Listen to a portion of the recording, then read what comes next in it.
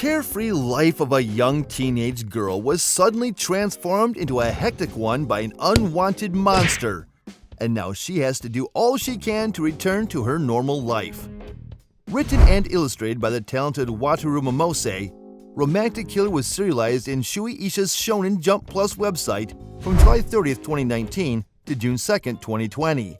The first tankobon volume was made public on December 4, 2019. The second to fourth volumes were made public digitally on March 4th, August 4th, and September 4th, 2020. The volumes were released in print on October 4th, 2022.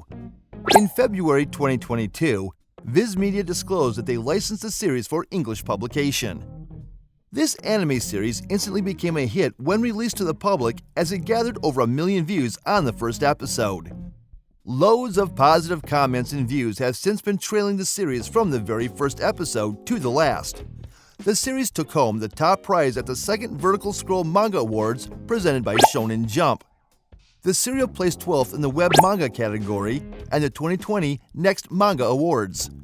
You would only concur with me if I said that only a popular and hit anime series could garner this huge accolades and climb to the top of the charts.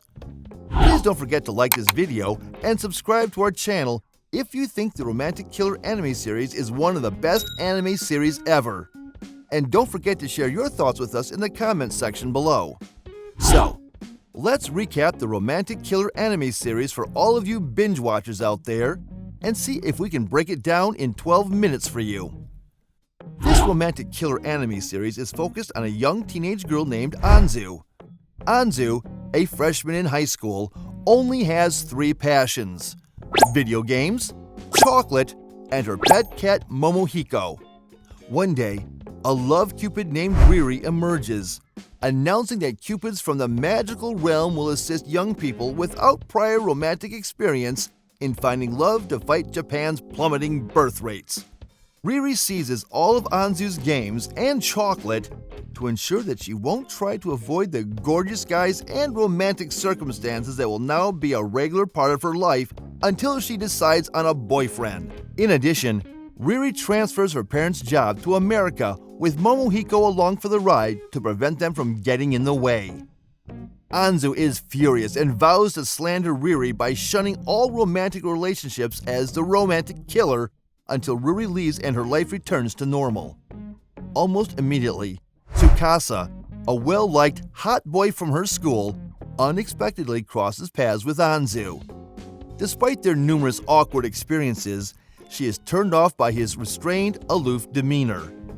Anzu is bored at home without any games, so when she sees a cockroach, she runs out of the house and cries in a park.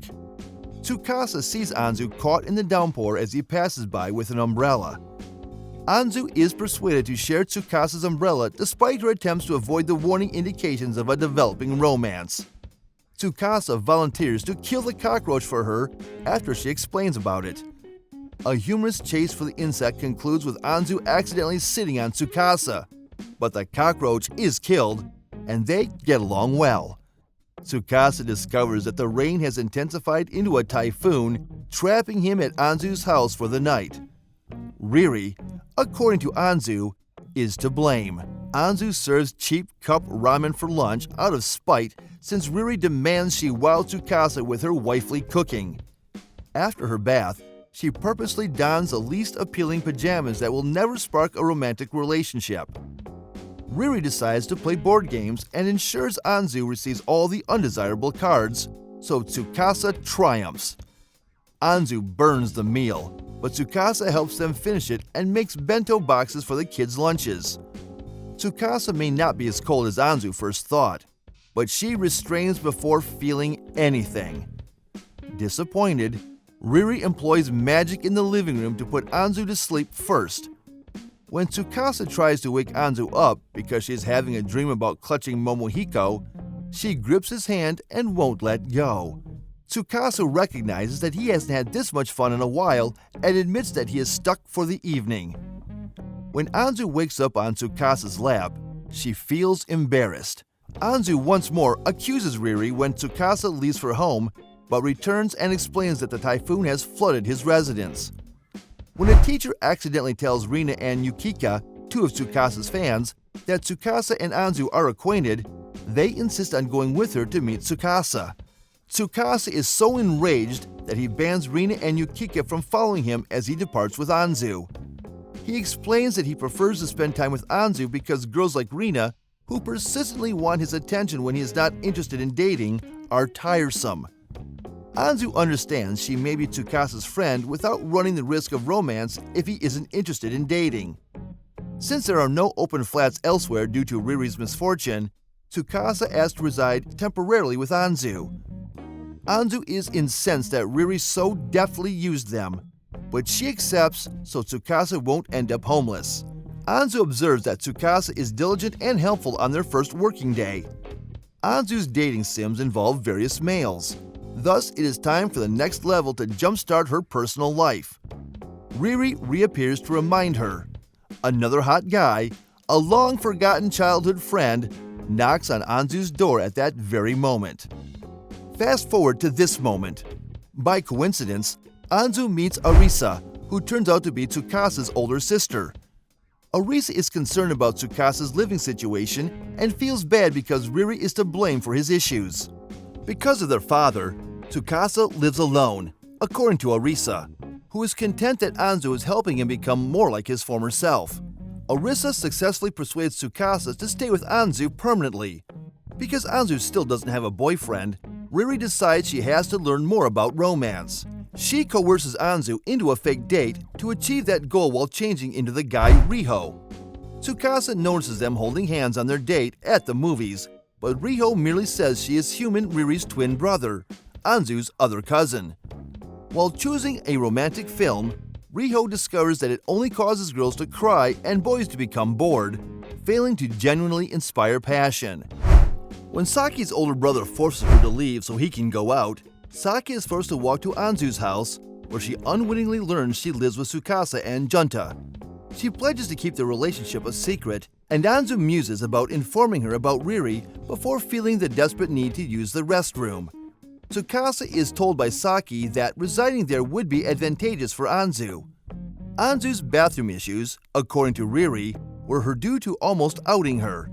Saki thinks back to the time when she first met Anzu, when she stood up for her against a bully in middle school.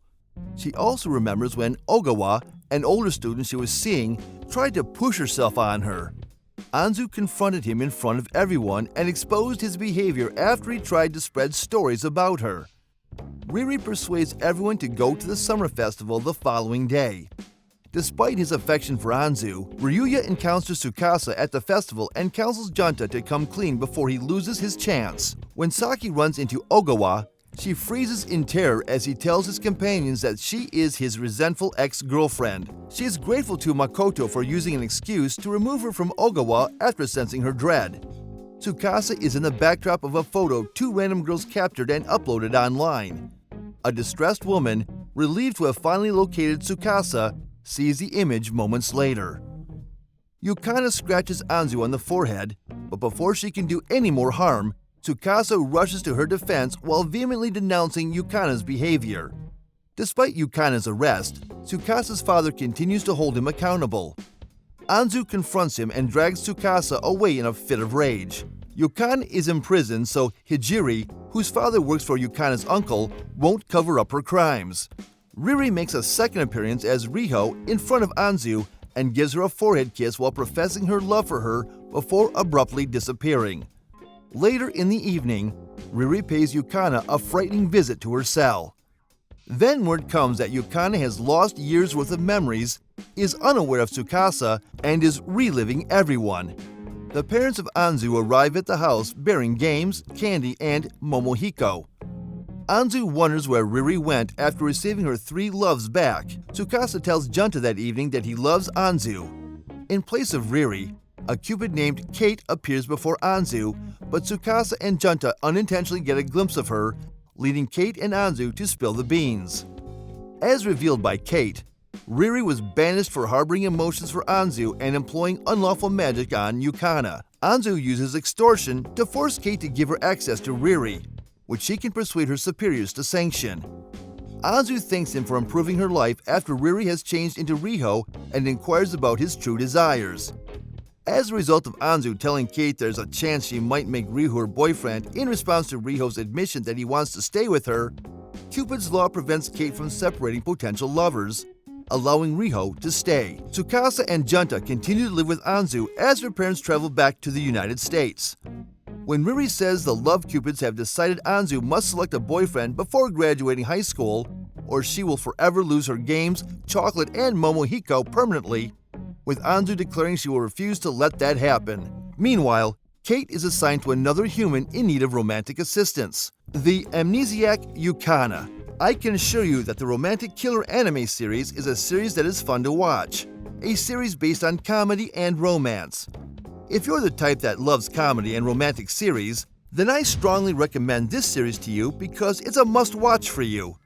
In August 2022, the Shonen Jump Plus website disclosed that the series would be adapted into an original net animation. It is produced by Domerica and directed by Kazuya Ichikawa, with Sayuri Oba and Hiroko Fukuda creating the scripts, Arisa Matsuura creating the characters, and Ryo Kawasaki and Tomoyuki Kono composing the music. The series was released on Netflix on October 27, 2022. The opening theme is Roma Kira by Yukara, while the concluding theme is Romantic Love, Won't You Fall in Love by Mikako Komatsu. We publish movie recaps and reviews every week, so if you like what you see, hit the subscribe button and notification bell for upcoming movie reviews. If you have any requests, drop them down below, fam. We would love to know your thoughts. Also, check out and watch related contents we published on our channel above. You don't want to miss the tea.